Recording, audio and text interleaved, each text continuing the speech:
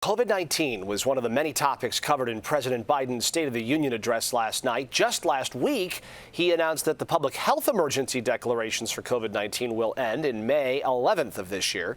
To help understand the impact of this, what this will actually do, what changes, what stays the same, we're welcoming in Dr. Katrine Wallace, an epidemiologist at the University of Illinois, Chicago. Thanks for being with us. Thank you so much for having me. Can I call you Dr. Kat? Is that okay? That's just fine. Okay, I want to make sure. I know that's kind of how you go, so I want to make sure we're comfortable but professional. First, before we get going, I want to play for you a soundbite from the president last night talking about COVID, the declarations ending. Let's listen to this and talk about it on the other side. While the virus is not gone, thanks to the resilience of the American people and the ingenuity of medicine, we've broken the COVID grip on us. COVID deaths are down by 90%. We've saved millions of lives and opened up our country. We opened our country back up, and soon we'll end the public health emergency. But that's called a public health emergency. But we'll remember the toll and pain that's never going to go away. More than 1 million Americans lost their lives to COVID. 1 million.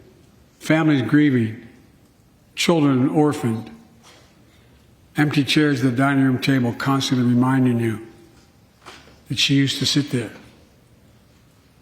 Remembering them, we remain vigilant. We still need to monitor dozens of variants and support new vaccines and treatments. So Congress needs to fund these efforts and keep America safe. So that's an extended bite from last night. Dr. Kat, how does that hit your ear? How do you hear that maybe differently than a lot of us do?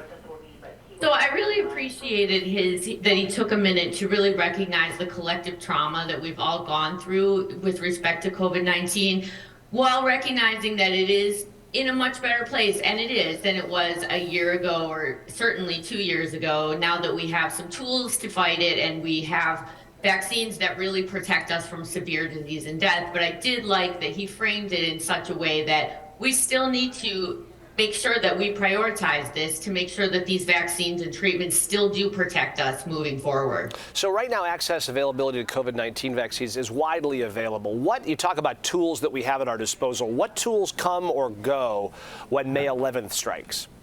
Yeah, so we have a few changes that are going to happen when the public health emergency declaration ends on May 11th. With respect to vaccines, nothing will really change in the short term. Availability to COVID-19 vaccines, including boosters, shouldn't change as long as the federally purchased vaccine supply still exists. And when that is gone, then vaccines will continue to be free for people that have insurance. But people who are underinsured or uninsured will probably face costs if they want to get COVID-19 boosters moving forward. Got it. Yeah. Okay, so the government has sent out several rounds of free at-home test kits to American households. Right. My family, we've gotten them a number of times. Will Americans still have access to that? How does that change on May 11th? Yeah, so the free at-home COVID test from the government program, unfortunately, is ending. So if you haven't gotten yours, you should go on and order them before May 11th. Yep.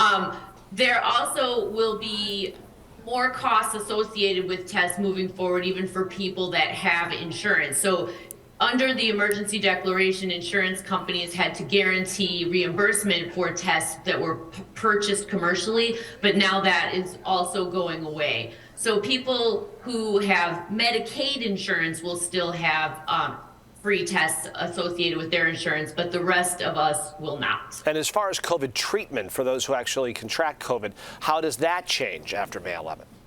Yeah, people with public coverage like Medicaid and Medicare, with like Medicare will now face some cost sharing. There'll be a co-payment associated with like Paxlovid or some of these drugs that are associated with COVID treatment. Mm-hmm. But one thing that's staying the same is that anything that has been already purchased by the federal government in that supply that was deemed for the supply for the emergency is still free as long as it lasts. I think these are the key questions a lot of people want to know. You know, when we hear these phrases, we've been in it for 2-3 years now. It's critical to know all of that. Thank you for clearing that up for us. We really appreciate you making time for us, Dr. Kat Wallace. Really appreciate it.